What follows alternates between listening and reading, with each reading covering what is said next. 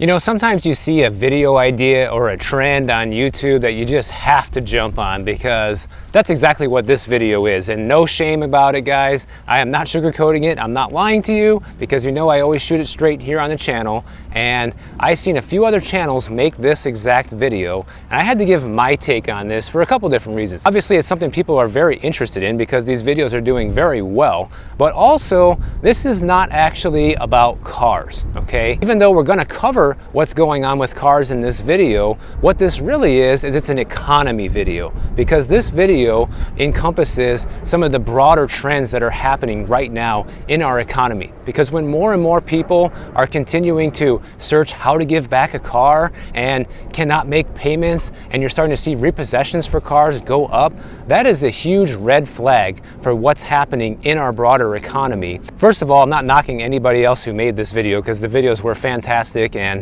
good job, guys. And the ones I'm referring to is I saw Car Questions Answered and John Williams make this exact video. So I'm making one too. And these guys had a lot of interesting things to say, and I'm gonna give you my take. And real quick, we're over in a place called Baywood Park here in Miami. Never been here before. It's gonna be the first time for all of us. Now here's what's going on. There's a website called Google Trends, in case you did not know, and they track all of the Google searches and what's the most popular things people are typing into Google and searching for. And right now, GiveBackCar is at an all-time high, higher than it's ever been, and this is a huge indicator of what people are going through and what their needs are right now. And that's why you saw other search trends, like during the pandemic, for example, like how to get a PPP loan or how to file for unemployment, different things like that had huge upswings during those times, because that's what people needed at the moment. Well, now apparently what people need is to figure out how they can give back their car. And what's happening here is we had a huge car boom, just like we had with real estate during the pandemic. You had a lot of manufacturers that were basically short on inventory, and people were paying big bucks for new cars, used cars. Didn't really matter what kind of car, just give me a car was basically the mentality for people buying a car during this time. And the problem is these cars were all too expensive. There was even a point in time when used cars were selling for more than brand new cars, which obviously is upside down world. That makes no sense, but somehow people thought that it did and justified paying a higher premium just because they needed a car right now. Sounds pretty familiar when it comes to real estate, right? People need to get that house right now. Let's jump in, pay over asking price, no inspection, no contingencies, let's just go balls out. Well, now what's starting to happen is, now that the economy is slowly returning to normal and more layoffs are taking place and people are actually getting pay cuts in some cases, and inflation is hitting everybody's budget, people are now realizing that they paid far too much for these cars. You know, the average new car payment right now is like $730 a month. For a used car, it's around $500 a month, which is insanity. That used to be what rent used to cost, okay? Back during the 2008 housing crash, during the great financial crisis, people were paying that in rent. Now people are paying it for a car payment. And that does not even include all the other expenses that come along with car ownership. And so people that have these expensive car payments, I mean, never mind the people that even have $1,000 per month car payments, but these people are now looking for ways to offload the car, hence the search term GiveBackCar.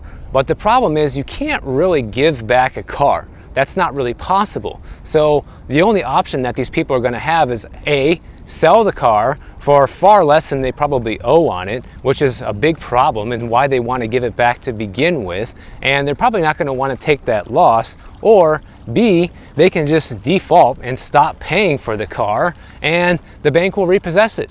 It's that simple. Now, obviously, that's going to have a huge, massive ding on people's credit report, and it's going to make it very difficult for them to buy anything else in the future with credit, whether it's another car, a house, getting a personal loan, a new credit card, you name it. It's going to make it very difficult for people who are deciding to strategically default on this right now. And part of the problem is people were huge suckers during the pandemic, guys. People were paying massive markups from dealers on these cars. Now that none of it's in a shortage anymore, these dealers are overflowing with inventory, and you can finally get a decent deal on a car again, but these people couldn't wait. They had to have it then, and now they're starting to suffer the consequences of that. And so a lot like people are underwater on mortgage payments, these people are now underwater on their car payments. Yes, that's a thing. It's basically the same exact thing as being underwater on your house payment. Basically, all that it means is that you owe more on the car than it's actually worth. So say you bought a brand new car for around 50 grand, considering that's kind of the average cost of a new car these days,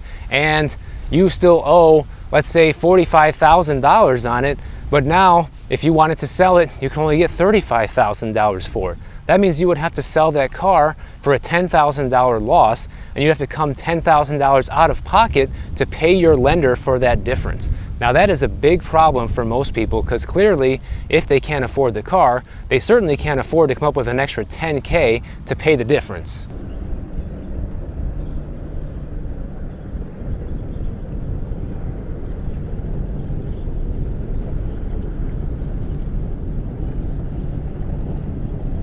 Now, to make matters even worse, the auto loan delinquencies right now are running near all-time highs. And what that means is people are not paying for the car, which kind of relates to this trend of people trying to figure out how to give back the car. To make matters even worse, owning a car right now costs more than ever. You have these high payments of $700 a month, let's say, or say it's even $500 a month. Then you have your car insurance. That's likely to cost you anywhere between $100 to $200 a month, depending on what kind of car you have and what kind of coverage you have, what state you live in, etc.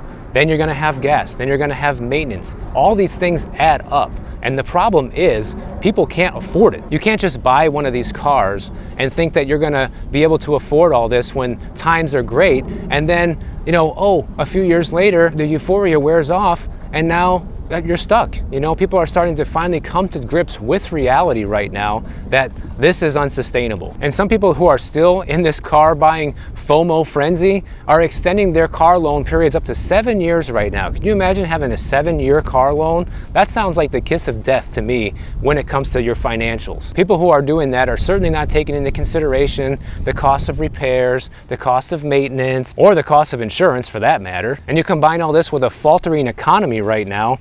We have credit card debt on the rise, and in fact at all-time highs as well. You have HELOC borrowing on the rise, and lenders begging you to get a HELOC right now, if you can actually qualify for it, which we found out the other day that a lot of people actually can't. Throw in the layoffs that we're starting to see again. We're starting to see more and more headlines of layoffs. Throw in the fact that we have student loan payments resuming.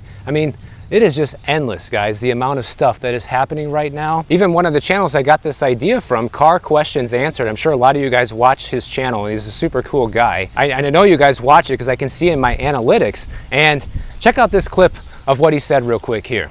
So even here at my car dealership, what we're finding, and keep in mind, the cars that I sell, we are strictly $5,000 and under on all the vehicles that we sell at our lot. But we're still finding that the consumer that's coming to us, they're still having a harder time actually getting the money to purchase our vehicles. And even when they do scrounge up the $3,500, the $4,000 to actually buy a car from us, then insurance is then a battle after that, because insurance is going up too. So they're having to shell out this money for this car that a lot of them have a hard time getting together, and then they're considering their monthly payments going forward. And even so, we can lose consumers because their insurance is just too high, and they can't afford to add that on top of what they're already paying on an average monthly basis. So this guy owns a car dealership, and people can't even afford cars now that cost $5,000 or less. How insane is that? Never mind the fact that brand new cars cost 10 times that. People can't afford $5,000 cars, $3,000 cars. And this guy's seeing it happen in real life. This guy owns a car dealership, guys. Doesn't get any more in touch with reality than that, Just like me, all these years hitting the pavement, selling real estate, dealing with clients, that's about as genuine as it gets, is firsthand experience. And I always trust firsthand experience and boots on the ground knowledge more than anything I hear in the media, because this is where you're gonna get the real deal of what's really going on. That can be months ahead of what we might actually see in the economic numbers. Here we have a house for rent, 4-bedroom, 3-bathroom for $6,400 a month, and it does have a nice view. They bought it back in 2021 for just a little over $1 million, but check out the rent for this house. They listed it back on May 8th for $79.50 a month, have had countless price cuts since then. $7,200, $7,100, $6,900, $6,400, and it's still for rent, and we are about ready to close the year. So this house has been listed for more than half a year now for rent, no takers, and the property tax bill is a cool $18,671 per year.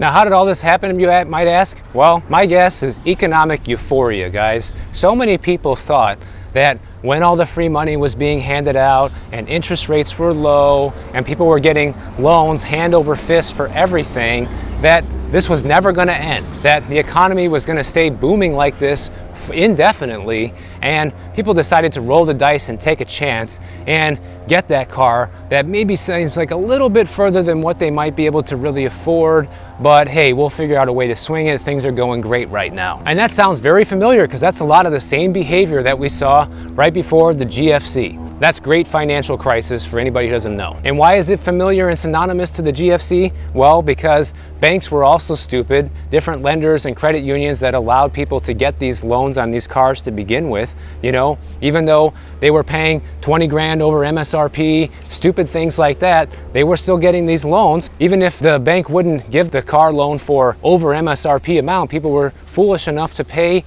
out of their own pockets for this because they thought this was never going to end and that they were just going to be living it up forever. And that's the reality, guys. Nothing is ever permanent, especially economic euphoria. In fact, every time I see economic euphoria now, this is the second time in my lifetime that I've been able to witness it. Maybe it happened when I was a kid, but who's paying attention when you're 12, right?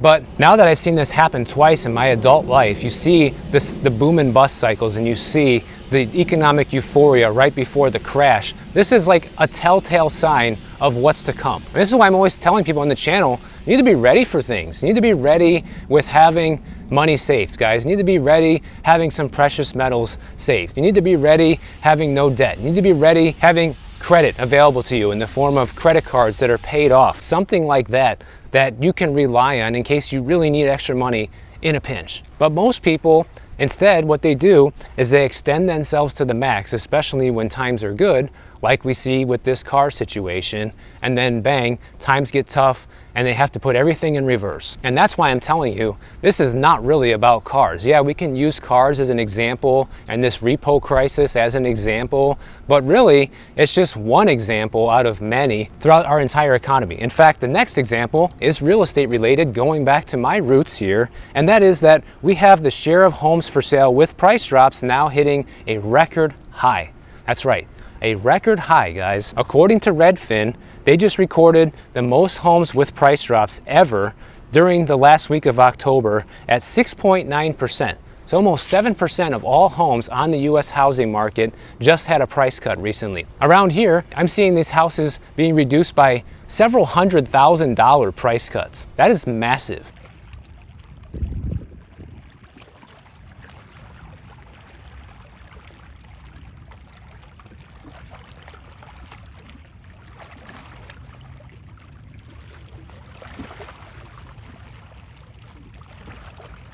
So what's going on? I thought there was going to be no housing crash. I thought inventory was low and that it's still a seller's market. Why are they doing this? Well, let's take a look. The short answer is it comes down to affordability. We have mortgage interest rates at close to 8%, even though they fell a little bit over the past week. They're down by like maybe a quarter point now to around 7.75%, but that's for the most well-qualified borrowers. A lot of people are still going to be getting quoted over an 8% rate if you don't have stellar credit and income. And so because these homes are unaffordable and the mortgage applications are at 35-year lows right now, home sellers are having no choice but to lower the price if they want to get the property sold. You know, it's funny because I remember so many naysayers in the comments saying that, oh, this would never happen and that prices will just continue to go up forever and you know, the market's stronger than ever. Well, this is not really a sign of a strong market. Now, I also will acknowledge the fact that this doesn't mean that home prices are coming down 20% tomorrow, guys. That's definitely not what it means. But what it does mean is that we are on the verge of change. And when you're starting to see record amounts of price cuts, this is kind of marking an important shift in the market. You have a lot of people who are motivated to sell right now, cutting the price of these houses, just like in the car market. dealers that want to sell cars are cutting the price of cars right now. Even look at Jeep, guys. I like Jeeps. I've owned 2 Jeeps now. Look what they're doing on their website. They're marking off 15% off of MSRP for certain vehicles right now if you want to buy a brand new Jeep. So dealers who are motivated to get rid of these cars are willing to make the deal. Same goes for home sellers right now. And buyers are getting beat up from all sides right now. Not only are the mortgage rates high and the home prices are still high, but buyers also have to contend with inflation, taking a bigger chunk out of their monthly budget for everything that they buy right now. Throw in the fact that maybe some of them have a $700 or $1,000 a month car payment. You have wages that are stagnating and actually negative in terms of being adjusted for inflation. This is not a good time to be a home buyer. And to top it all off, houses are not becoming more affordable, because even with these price cuts, it almost doesn't matter to the buyer, because the price cut is not enough to make your monthly payment go down significantly, because when you're looking at an 8% mortgage rate on the house, they can lower the price by 30 grand and it'll barely put a dent in your payment, guys. We're talking prices need to come down far more than that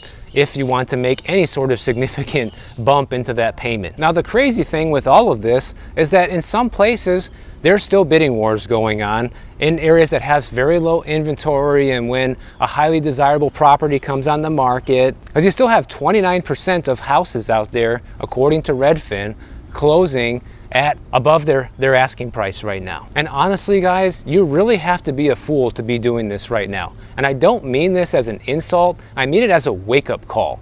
Because when you're starting to see price cuts across the board and higher amounts of them than ever before, that's a wake-up call. That's a warning sign that nobody should be overpaying for a house right now, because we can already see what the consequences of that would be by looking at the car market, like we talked about in the beginning. Now people who overpaid for cars are looking to get out of them, right? Because they can no longer afford them in this economy that's making things more expensive.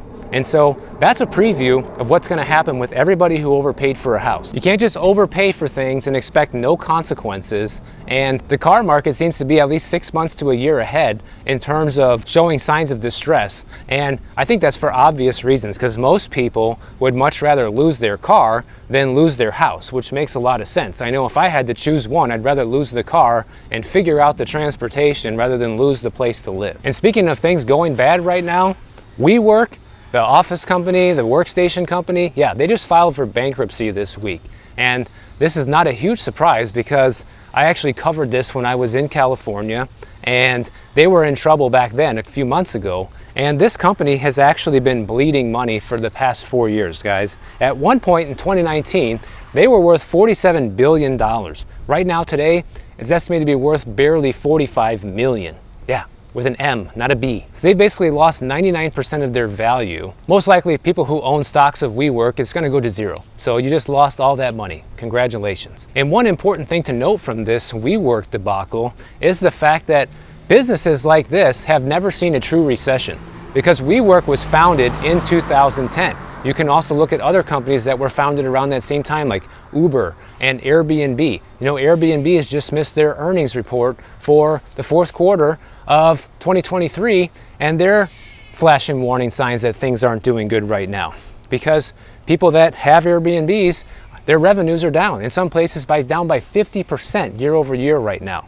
So things are not going good in the short-term rental market either. And as a side note, with Uber, you know, they own Uber Eats, and literally every single week, guys, I get these coupons in my email. Here's 50% off your next 3 orders with Uber Eats. And I've actually used it a few times, because that's not a bad deal to get 50% off food being delivered to your door. So I've actually utilized it, but at full price, it makes no sense. And no wonder companies like this are finally starting to see problems, because, you know, these prices in today's economy make 0 sense, guys. Like, I was looking at getting a sandwich delivered, right?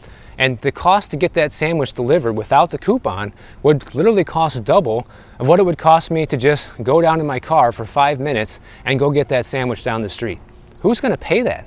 You know, even if you can afford it, it's just foolish. You know, that convenience charge of paying double for something, those days are over. And so WeWork all along has just been another zombie company, because they've been kept afloat by all this capital pouring in from big banks. Companies being basically propped up, you know, by big banks like Goldman Sachs and other big investors that have given a bunch of venture capital to companies like WeWork and have kept them afloat all these years. And you know what this reminds me of right now? These zombie companies that earn less money than they spend and are being artificially propped up reminds me of the average consumer right now, because average consumers are doing the same thing, going into massive amounts of debt, taking on more bills than they can truly afford, but are being subsidized by different things. We had the stimulus programs that subsidized people. There's still home buying stimulus programs, which I'm going to cover in tomorrow's video, so make sure you're subscribed. I never ask you guys to subscribe and like the video, so make sure you're subscribed to the channel so you don't miss that one, because Florida is rolling out a new round of stimulus for people. This is a 4-bedroom, 3-bath house with a pool for $1.75 million, and they actually bought it back in 2016, so it's not a flip. They paid $550,000 for it back then, and they started listing this house on August 1st at almost $2 million, $1,995,000, have cut the price a few times substantially since then, down to $1.75 million, and still the property's unsold. And the property tax bill here is $14,000 a year, but that's going to be nothing compared to what the new owner would have to pay, probably close to double that. And here's the real problem, guys. If somebody were to buy this house right now, their mortgage payment would be about $12,500 per month. Who can afford that? That's why these houses are sitting on the market. That's why you're seeing these massive price cuts and homes still going unsold. And even though WeWork just filed for bankruptcy, you know, back in 2019, the founder of the company, Adam Neumann, he walked away with a $1 billion severance package. So this guy built the company from nothing off of other people's money, walked away with a bunch of that money, and now the company is broke. And really, you know, the pandemic was the final nail in the coffin for a company like WeWork, because already they couldn't turn a profit when times were good, and then the pandemic came and completely obliterated the desire and the need for office space, and that was just it for them. They were finished. And these guys have been losing $300 million per quarter for the past 4 years right now. I'm filming this video right now, man. But you always pick up the news of the day and you talk about it within real estate, and Yep. I've seen a lot of other guys stall out. They just get to like what they can talk about. For me, there's never a shortage of things to talk about, man. I don't think I'll ever have a problem running out of things to talk about. It's more just about talking about the right things that people need to understand, or you know, what's relevant to what's happening right now. I think that's kind of the most important thing, you know, is covering what's relevant. It's cool, man. I like watching your videos. I always catch them. I think what differentiates you from a lot of the other guys, again, is like you make it an interesting topic. You kind of go into it. Since I usually read the news, I usually kind of write out the same point of knowledge with you, but I think you break it down. But the difference between you, like I said, and the other guys is I just see them stall out because they just don't. It's just boring. They don't know what to talk about. They're just trying to, you know, kind of think. Make a video just to make a video. Well, you make some good videos. I appreciate it, Scott. It was a pleasure meeting you. Yeah. All right. When will this one be on? This one will be, let's see, 2 days from now. It's always fun meeting subscribers to the channel, guys. I love meeting people in person like that. What's up, Scott?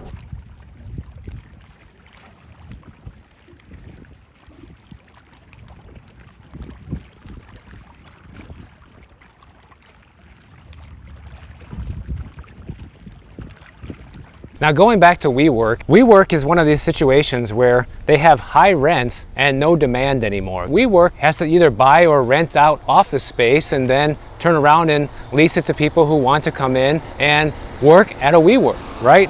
Well, they can't charge as much for people coming in anymore because the demand for this has been killed. So WeWork is basically what you're going to see as a preview of all these zombie companies that are going out of business or about to go out of business because they no longer can actually pay their bills. Okay, they could never really pay their bills, but they had institutional investors come in, they had venture capitalists come in and basically pick up the slack for a long time. Well, that's no longer going to be the case. And so what's going to happen to WeWork is they're going to go into bankruptcy court, they're going to have to shut down a ton of locations, they're going to have to restructure the entire company, and they're not going to go out of business, but they're going to be required to start operating like a real business, aka one that actually makes money and turns a profit, guys. The days are going to be over for all these companies that have been subsidized for too long and have just made no money. Even fine dining right now is taking a massive hit. There's a restaurant in Belfast called Epic or Epic, I don't really know how to say that, but it's EIPIC.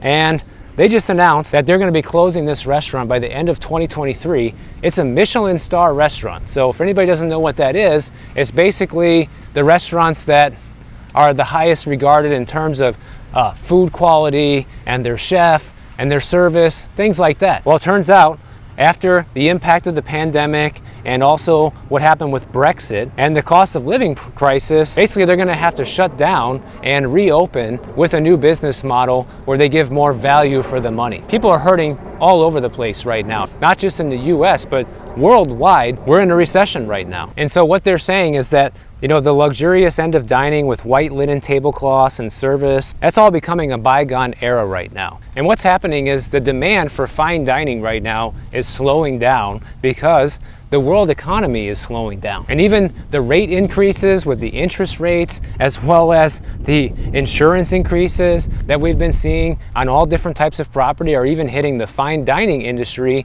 in the sense that these restaurants have higher expenses now, but they can't raise their prices because it's already too expensive. People already can't afford it, so their only choice is to shut down. So what you're starting to see are these problems bleed into all sectors of the economy right now, guys. And this isn't me making these things up. These are real stories that are happening. You're starting to see real things happen with real people, and I'm just here reporting on it. You also have banks right now at the same time tightening up credit once again. They're tightening up business loans in the third quarter of this year. You're also starting to see a lot of lenders tighten up lending standards for credit cards, automobile loans, and consumer loans, meaning the personal loan. And the reason for this? Well, let's take a look. Because of economic uncertainty, banks are citing a reduced tolerance for risk, deteriorating credit quality, and concerns about funding costs for their reasons for pulling back on lending even further. So get ready, guys. This is going to continue to be coming down the pipeline in all different forms of lending right now. Even Citigroup, Citibank, yeah, they're going to be potentially cutting 10% of their workforce soon, which they have about 240,000 employees. That's 24,000 people that could soon be without a job with Citigroup, guys. So layoffs are here. Repossessions are here. The foreclosures are ticking up. The amount of households that are in distress in general are on the rise. So you need to pay attention to all this stuff and have some sort of understanding of how this might impact your life. So if you guys enjoyed this video, make sure you subscribe to the channel. And if you don't want to wait for my next video to come out, check out this one on the screen right over here, and I'll see you in the next one.